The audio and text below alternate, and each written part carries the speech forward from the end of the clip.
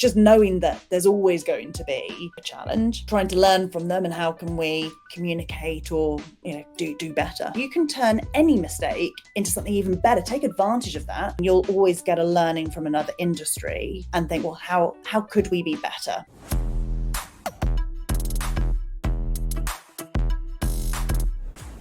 It's no secret that Pilates is booming, but at the Fit Guide, we've seen that many clubs are missing important service standards that are crucial to the member experience and business success. One brand that scored consistently well in our process with multiple award-winning studios is KX Pilates, an Australian franchise brand with over 100 locations globally and big plans for expansion. We're joined today by KX Pilates CEO Selina Bridge, who's always happy to share the little things that KX Pilates do that contributes to its success so that we can learn from their journey and help build the fitness industry up. So thank you for joining us today, Selina. And I want to start off with, how would you describe KX Pilates if you bump into someone and they ask what it is? What's your kind of 30-second elevator pitch to them? First of all, hi, Jack. Thank you for having me. Always good to speak to you. Pleasure. KX Pilates, high energy, dynamic reformer Pilates experience. We're really focused on that real human trainer-led coaching experience for our clients, and we're all about self-empowerment in the studio. KX builds strength, cardio, dynamic movement, and confidence, and we're there to have fun.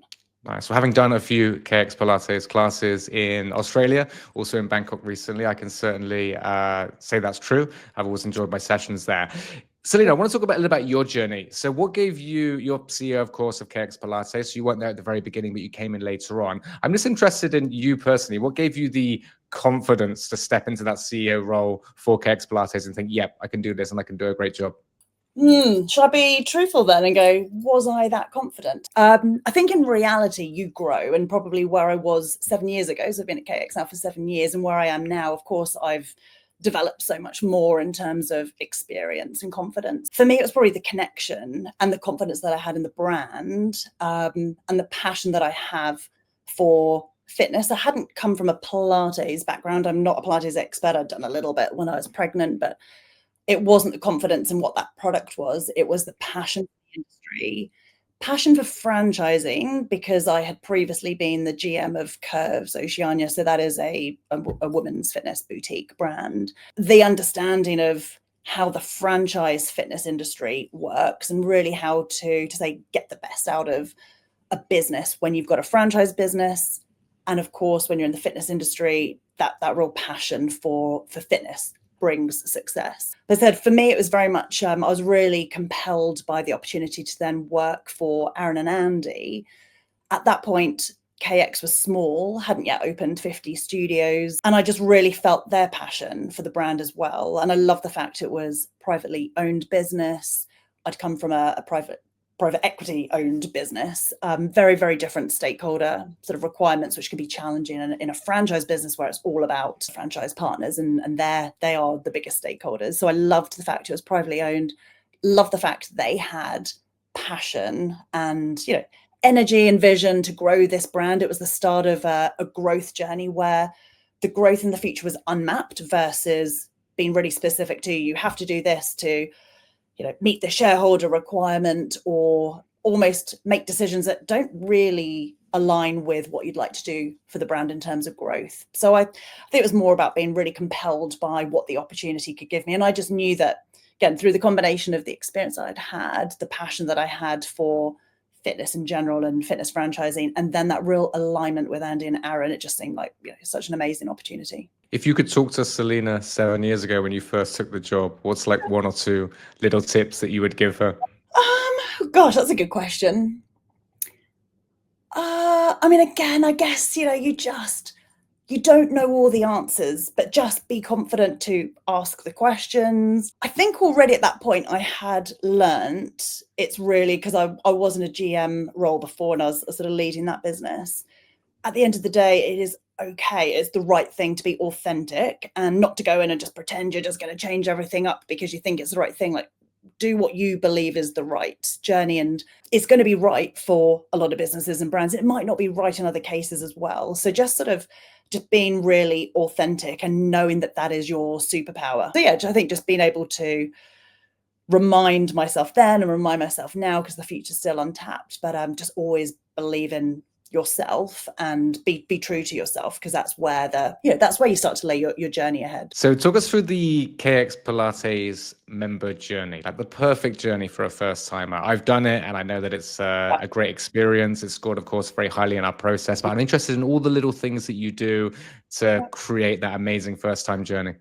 Well, and again, I guess it sort of starts typically online. I remember when I first started, someone said to me, KX is really an online business, which ironically we're not, because it's all about that in-studio experience. But we don't really have walk-ins as such. We're not selling in the studio. The people who are coming to the studio typically are coming to do a class. So it does start off with that online experience, which means the marketing, website, the communications that are put out to the world. So that member experience has to marry up. Whatever we're saying, whatever those promises are about being personalized, we're there to empower our clients, and you can expect a boutique environment and small group classes, which are fun. That's brilliant. So the members experience sort of starts there with the promises. Then we've got to make sure that that translates into the studio. Now, of course, we are a franchise brand, as I said. So it's about making sure that we bring in franchise partners and we educate franchise partners who share that vision and understanding and the power of standards, service, quality, boutique, because that's what we're promising the clients. That's what we're built to deliver. Bringing those franchise partners on board in that journey training is really key, because we want the client to step into that studio, feel welcomed from the beginning. If you're completely new to reformer, it's pretty intimidating. I remember that experience, like, what is this bed? It looks really scary. That trainer needs to be able to welcome that client in. We've got little things that tag that show that if you're a new client into studio, so the trainer needs to be able to pick up on that, greet clients by name, introduce them to other clients, talk them through the studio, and importantly, that reformer bed, really break down that scary barrier of what to do. In terms of the class, we encourage people, if you haven't done a reformer, to really start at that big. We've got different levels of classes, but really start in that sort of introductory class to get the foundations and the fundamentals. So again, the studios are trained to make sure that there are clear differences between levels, so that if you're going in, you're not going into an advanced class straight away. That would be the worst experience ever, because the advanced classes are even higher sort of intensity, more complex movements, heavier or lighter spring choices. So it's about really making sure that that client knows where their starting point is. But because the trainer is there to then personalize that experience for the client, they curate their own session plans, but they're also trained through our training to respond to that room. And if they can see that the class is particularly strong, maybe they're more seasoned KXs, they're going to push them a little bit more with the spring choices, some of the movements. But for that beginner person, really making sure that they've got that right technique and understanding of the fundamentals, the foundations. So we like to use, and we ask if they're okay with it, but tactile cueing, where we can actually provide some correction, make sure their form's okay. It's just so important that beginning experience at KX, that client gains confidence to know that there's a starting point.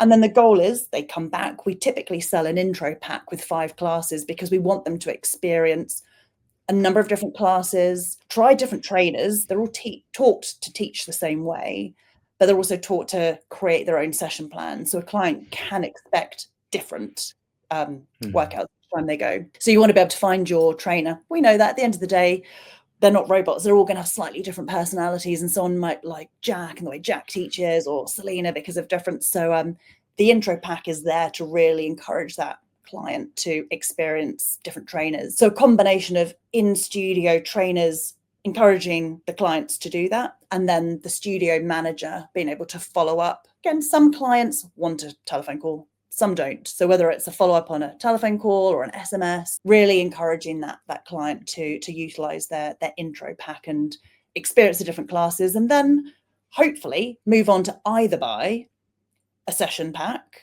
which is just a class pack, or we do have our memberships now, which is still specific class numbers. It's not sort of an unlimited come as you like, because we're in a small group training environment. Again, the studio manager, and I say or the trainer, because the trainers are there all the time and they're really the ones interacting with the clients. They've been able to really encourage that clients say, look, Jack, if you want, twice a week is obviously a great starting point. And then be able to talk about what those different pack options are, whether it's the 8-class pack or the twice a week membership. So the goal is really to get the client into the rhythm of coming to KX. And as I said, we, through the classes, through the trainers, then offer different progression levels. The goal is meeting the client where they're at. We never have a competition to say, right, today's challenges, who can do the most X or the fastest Y.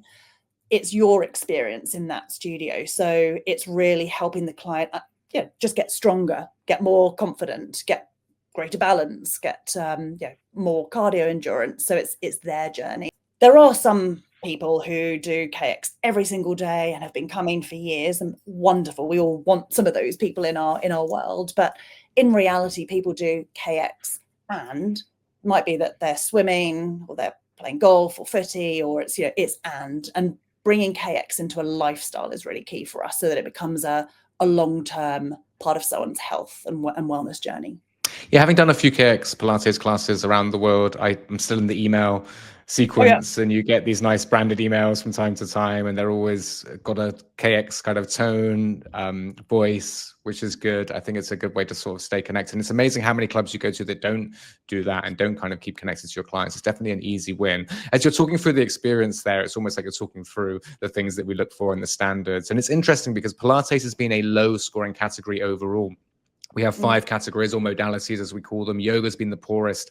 Pilates is the 4th out of 5 poorest scoring modalities. And I think it's because the reformer is an intimidating and difficult machine. And the things that you talked through are not being done by a lot of clubs. And that's one of the things that we really want to change in the industry. So if you're running a Pilates studio and you're listening to that member journey, just really consider all of those little points. Think about Jack when he comes to do a Pilates class. Doesn't really know how to use a reformer, needs a lot of help and attention and care to get there, needs to have a conversation before the class so that the instructor knows that Jack hasn't used it before. And a couple of little things that I picked up on, which I really liked, is one, introducing you to other members, which certainly happened in the Bangkok club that I went to. We have one standard around a sense of community. And sometimes people say, well, how do you sort of define sense of community? And there's certain specific things that we look for. And one is the coach introducing you to someone else. And suddenly you've got a friend, right? Someone you're chatting to. And actually at one KX Pilates class, the girl next to me, when the instructor wasn't available because she was with someone else, was kind of giving me a couple of little pointers here and there, which kind of added to that sense of community as well. So look, Pilates isn't doing as well as we would like. I think honestly, a lot of clubs are doing well in spite of their experience, and they're sort of riding the Pilates wave, and they might struggle at some point, even if they're doing well now. So I would, implore to go back through that whole journey and really make sure that you're doing that as a club, to make sure that people like me are doing Pilates and, continue to do it more regularly, which is what we want. How do you find the right people, Selina, to deliver this great member experience? What are the kind of things you look for? And again, so because I'm going to speak from the franchisor kind of level, because I'm not in that studio recruiting that trainer team, but it does start off with, I am recruiting, I'm part of the recruitment of the franchise partners. So we put a lot of effort into who are our people that we're really aligned to, that buy into the KX values. They understand the fact that we are premium, we're a service-led business. We're not there to just sell loads of classes and get lots of clients and not give them that experience. We are there to make sure that service comes first. You give people that experience that they love, then the dollars and the commitment will come afterwards. So for us, it does start off with getting those right partners, because they're the studio owners. They've then got to genuinely have that passion and understanding of how the KX business is different to one of those, a different brand, because then they're recruiting their trainers. And of course, we do provide some guidance in terms of personality is so key. It's funny because for us, it's not necessarily just someone who's got a Pilates training background, because it's about, for us, they actually need to then learn the KX way, which is that there is that level of fun and group training and personality. And you know what, if there is a mistake at any point, it's normal. It's correcting it, keeping people going through. If you forget to tell them to change springs at a point, you have to go back. Like, that's okay as well, because it's human, it's real, and it's fun. It's not robotic, and the personality is just so important. So again, that's why the owner of that studio is important, because they've got the personality, and then they will always create a slightly different culture. And guarantee, I know it, you know, there's always going to be slightly different feelings between our studios, again, because we're real and we're human and we're not just exactly cookie cutter in that side. We've had a conference a couple of weeks ago. God, when you get that group of owners together, it's just amazing. You just know, like, you're all sharing something really quite special. And then the same when the trainers are together, they do just share this commitment to the brand, so that the brand, the values, the purpose, the training, all of those feed into who you're bringing in, who you're then keeping within within your business. Yeah, I love that. I think it's a sign of a strong brand when you bring people in from across the globe together and there is a feeling of connection. And KX Pilates is very purposeful and deliberate with its growth. You're not just going to open as many studios as you possibly can. You're making sure you have the right partners. And I think it speaks very closely to that. So that's a little bit on how to get the right people. But of course, systems and training are really important. So you get the right people, you give them the systems and the training. Can you talk a little bit about how you get these people prepared and ready to deliver this, you know, not just once, but consistently every single time, every single studio?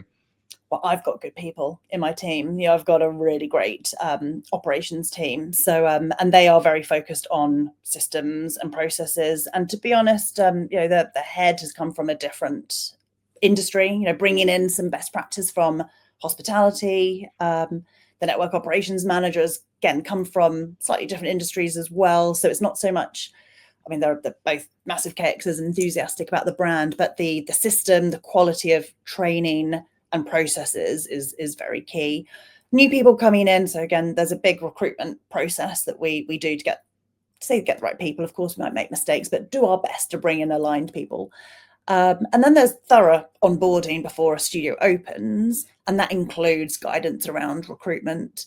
For new trainers, we actually do have a centralized onboarding training program. So again, we do have a level of control over the training that those trainers are getting under the KX method. And the team have just brought in a new sort of service standard and expectations that are going through the trainers. So we do provide a base level of mandatory training that all of our trainers have to go through to be like, that's your onboarding. That is the base level of KX. We then also provide training to the head trainers for studios, because then the head trainers in each studio will continue that ongoing development and upskilling of those studio teams.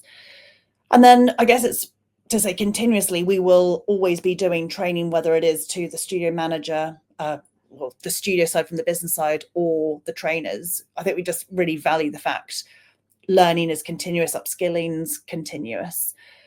We will do things like, you know, say audits and checks of those standards, both internally with the operations team, and then we do have a mystery shopping program. And remember when that was first introduced, of course, it's hard because then owners will question, like, why are we doing it? What's the value? Because we don't mystery shop every single client that comes in. You can't do that. But it's enough to give you an idea of, yeah, at any random time, are those standards being met? And likewise, knowing that the mystery shop can happen at any time as well gives a level of accountability, because it could happen at any time. So the expectation is those standards are always there. So I think we're really just trying to provide that whole experience of the training, the processes, the mystery shopping audits, and then of course the feedback. There's no point in having data if you can't do anything with that. And that's for us as well to learn, like, maybe we're missing something. Can we then take that feedback and provide more training to franchise partners or trainers? But yeah, I think that's probably what we do. Yeah, I think the accountability part's important, right? It's not just the training and systems, but some level of accountability, whether it's an outside company or whether it's systems from within, where, yeah, we're just going to make sure you're doing these things 1, 3, 6 months down the line, because it does start to fade, right, if you don't have that accountability, even if the training is very, very good. I want to talk a little bit about inspiration, just for you personally, or it could be what's inspired the KX Pilates brand. So first of all, for you personally, what brands and people from inside health, fitness, and wellness inspire you? Yeah. Not say it's a tough one. I guess it's just because there are just so many great brands. I get inspired by health and fitness because it's just, I guess, part of my journey and what makes me really passionate. This isn't quite it's not a health and wellness brand. I love brands like Mecca, and it was more because when I was talking to someone internally, they were talking about their education program, and it made me, there was a lot of similarities in a way with what we try and achieve at KX, both from that sort of centralized education, then education within their stores, and the ongoing upskilling and the ability just to keep sort of like keep growing your say certification. And I love the fact you give so much to Mecca, you get your rewards and you've got all these tiers, and nothing new to have loyalty rewards, but people talk about it and the way that they do that. So I think that they're quite an inspirational brand, and they certainly have a very wide market, including young girls like my daughter, who seems to spend way more money than I would on any makeup and products. So they've certainly got a very powerful machine there. Brands we're quite close with Indota, and I also do love Indota Spa. Probably again, I see a lot of synergies in some of the things we've done. They've had Indota College, because again, it's about education and upskilling. It's giving more than just, oh, here's our products. They're genuinely trying to grow the market in terms of standards and experiences. And you know, you can get the question, why do that? You're going to grow your competitors, but it's because it's that sort of bigger purpose of lifting standards and education. You hope that people then want to come and work for Indota, but then likewise, if they don't, they go somewhere else. They've still got a great level of training. So I love that. And I love Mel, you know, she knows that.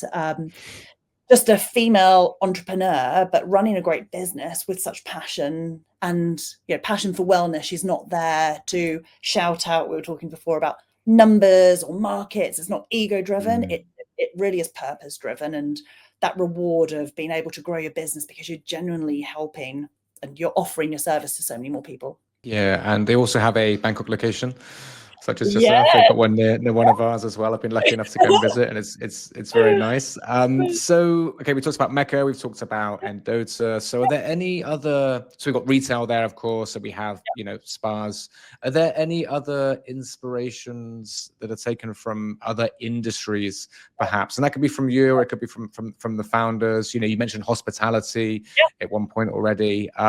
Yeah, what do we take from other industries that we can bring into fitness to uplift it?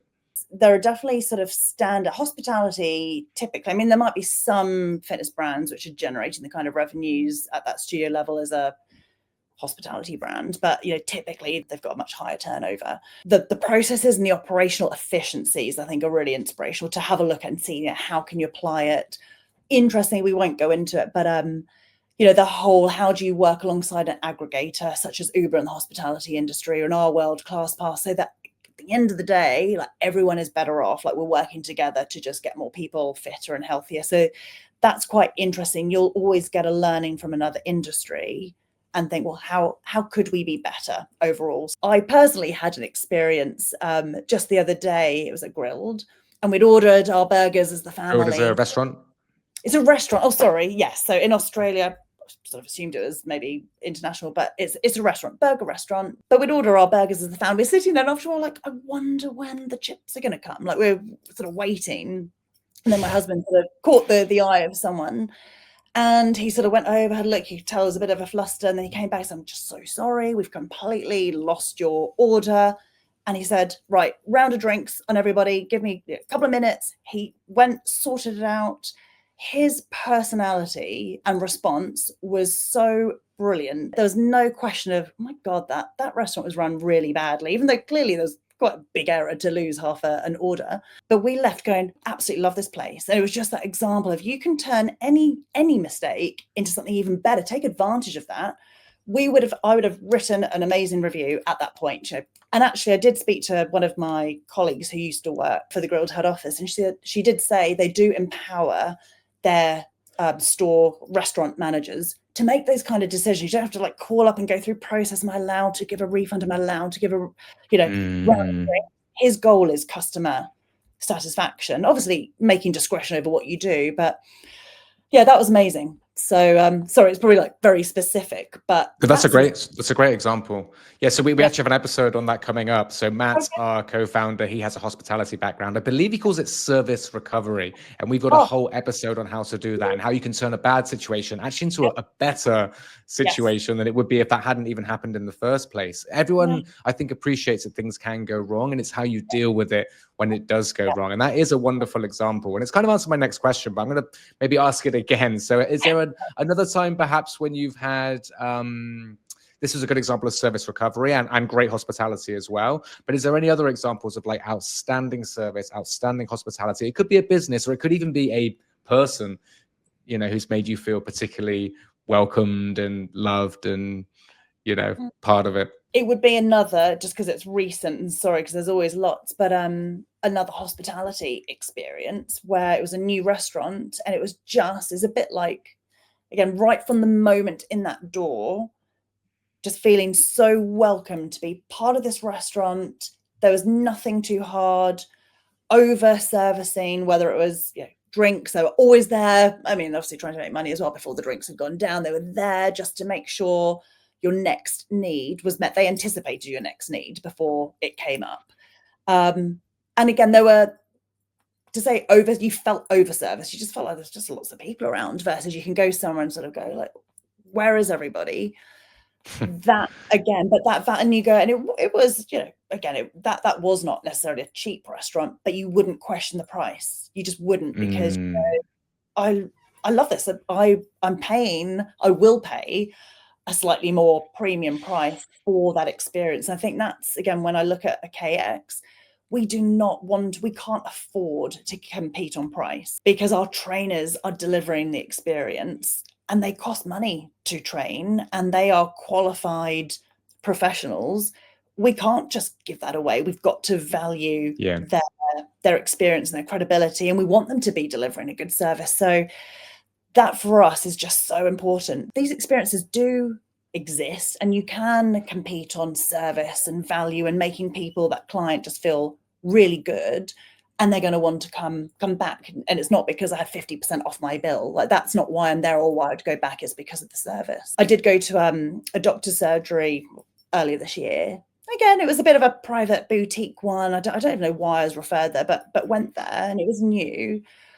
But actually the aesthetics were really like plush and welcoming. The service, again, was good. I think when I had made the appointment, there was even a bit of a message around something like, we aren't the cheapest, but we will offer you the best. We can guarantee the best experience. And that wording probably sounds awful, but it was something along those lines. I thought, that's interesting. Again, we almost need to say that we're not the cheapest performer brand. That's okay, but we can guarantee we're going to give you the best service. Like, that is what we're built for. We're not trying to give you the cheapest experience. We want to give you the best. So going to that and I thought, oh yeah, you know what, good on those doctors. And actually I did feel good, because I felt good in that environment.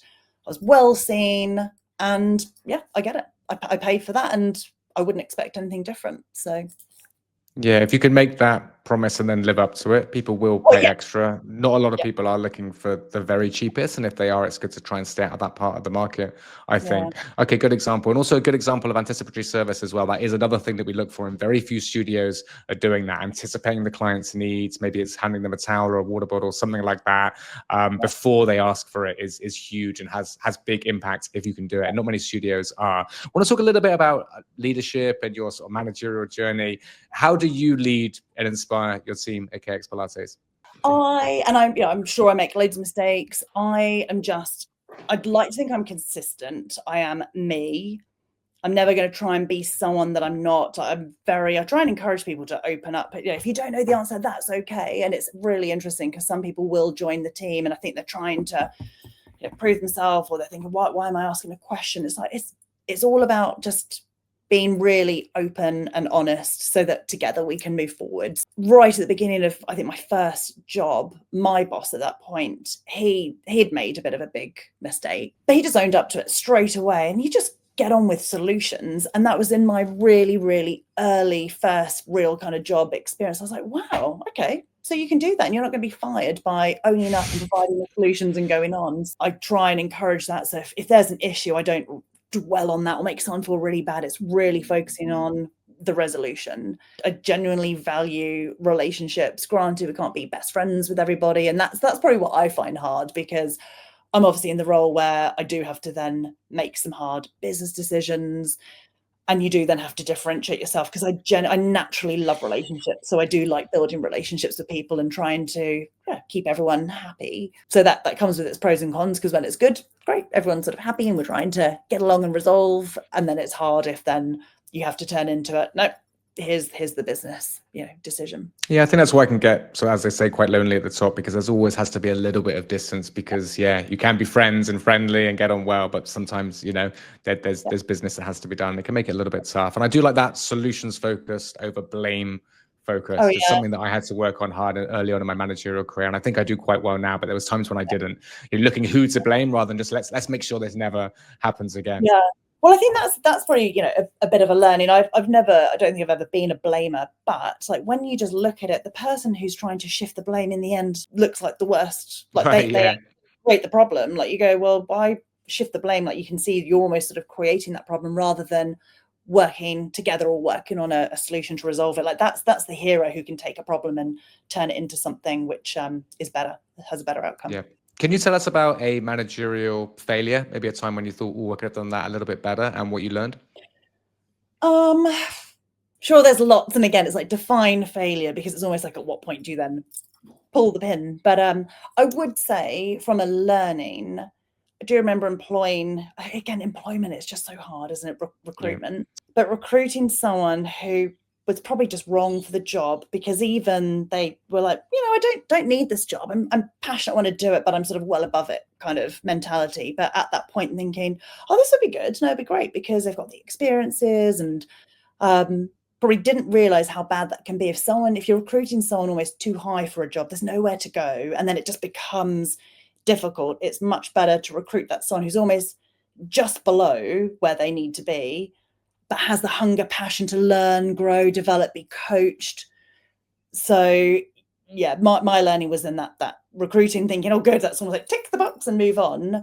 That then didn't work because it had a very short life. I've certainly been through that as well. For coaches, I think you have to be careful. They don't just love Pilates themselves. They have to love helping other people become better at Pilates. And that's a totally different thing, actually. And we've definitely been through that. And also front desk staff who've come in and they just love fitness. But again, do they love serving people? Do they love hospitality? Do they love, operating a gym? And it's different things. So I've definitely been through that as well before. Selina, can you tell us about a dark or difficult time in your managerial journey and how you've overcome it? Yeah, I mean, again, it's funny because I'm definitely a sort of glass half full person, and I think that really annoys my team at times, because I just sort of, I'm always like, oh, I'll be fine, like get through, or like I'm always looking at that, because I could say right now, great, we're doing all this, there's projects, there's all this stuff happening. Someone else might go, do you know what, right now is really challenging. The market, I know you're like, oh, Pilates, the trends, but it is so competitive. Yeah. And that's the digital space is so competitive. Like the marketing space is so competitive. We've got, conflicting priorities between what do the franchisees want, and we've got over 100 in Australia. So they've all got slightly different challenges. Then what does the brand need? And, that is really, it's not a dark place. So I'm avoiding the question in a way, but it's a challenging place. I think it'd be really weird or naive or negligent to pretend that everything is perfect all the time. I think in business, you're always going to have a challenge. You definitely have to then, it's your perspective of how you deal with that. Like I said, I probably don't feel like I've had these really dark places. There's no point now. COVID is so long ago, when the whole business shuts down. Okay, that was obviously very unexpected. But yeah, I think for me, it's always you just want to succeed and perform, and it's challenging or dark when you feel like you're doing everything, but actually there's also so much that you're having to balance that you can't control, like the external stuff. That's just that's probably a challenging period. And to be honest, every year of my KX and probably every year of my career, there's always been something. When I first started migrations between systems, gosh, that got pretty dark when you're having to migrate and change a whole operating system. That is not fun, because there's always going to be challenges along the way, technology frustrations, data's going to be missed, or, driving change through a franchise system typically brings challenge and frustrations. We've rolled out it's not even new now, the KX Former. When we rolled out the KX Former and we had to get the franchise partners to upgrade their equipment. So that was really challenging, because we've got studios who are very happy running the business how they are, and they do understand that we need to have this unique identity in the market. And now we are sort of 5 years on that journey. they get it. But at the beginning, God, that was dark. That was pretty hard, because we're having to get people to put their hands in their pockets again, reinvest in that brand. And you're not going to get an immediate tomorrow, double your memberships. It's part of that brand experience. So we've, along as I said, every year there will be some moments like, oh gosh, okay, this is the one. There's always, it sort of flicks around the departments depending on what we're launching or rolling out. It's just knowing that there's always going to be a challenge, and then trying to learn from them and how can we communicate or do better. And then every single one of these that you go through, you're a little bit more resilient, a little bit more stronger, a little more experienced, you would hope, right? So maybe next time you're a bit more equipped to deal with it. That's certainly how I feel over the last 9 years and all the ups and downs. You sort of water off a duck's back a little bit more when you do have one of these challenges. And I think just one more point I want to reiterate as well, as you said, even though quote unquote Pilates is booming, it doesn't mean it's easy. And I think that's such an important message to get out. Pilates is booming, no doubt about it, but that does not mean opening a Pilates studio is easy. I see many closing down or not doing well, and it could shift a little bit and get a little bit tougher. Certainly as more studios open up, even if Pilates is still the number one modality that people are choosing to do. And I think another sort of twist on that is the whole, the wellness industry is worth, 7 trillion. It's like, okay, great. It's growing and this is a good thing. But again, it doesn't mean that setting up a wellness business, which is such a broad definition anyway, is going to be easy. And I think that is important. You've got to think it's going to be difficult when you start. Think it's going to be hard, give 110%, and there's much more chance for success. Selina, we're going to finish up with the quick fire rounds. We've got around 30 seconds on each question, 1 or 2 sentences. First thing that comes into your head. First one is, what is your proudest achievement in work, let's say? It's probably after 12 months of a franchisee being open, and they genuinely just they're telling me their client success stories. So I know that's not one achievement. Every time that one time happens, the franchise partner says to me, oh my gosh, like this client, this has happened. Like that's what we're about. So yeah, you go through the whole process of training them up and getting to know them. And then when they start doing things right and being successful, I can imagine it's like seeing one of your children go off and do wonderful things without you. What's a small detail in the KX experience that people often overlook, but really makes a huge difference that you haven't had a chance to talk about yet? Oh, so yes, I would have said it's just so important that we like personalizing the experience is just so key. Making that client, we say, make them feel seen and valued. That's really what we're all about. Yeah, names we say is the easiest win, I think. Easiest thing to do that has the biggest impact. What's the best advice you've ever received? Maybe, don't wait for confidence to take action. Take the action, confidence will come. And what's the worst advice you've ever received? Almost the word fake it till you make it. I'll use that in a context, but the word faking it is not good advice, because I believe you've got to be authentic, like be yourself, and then you'll make it.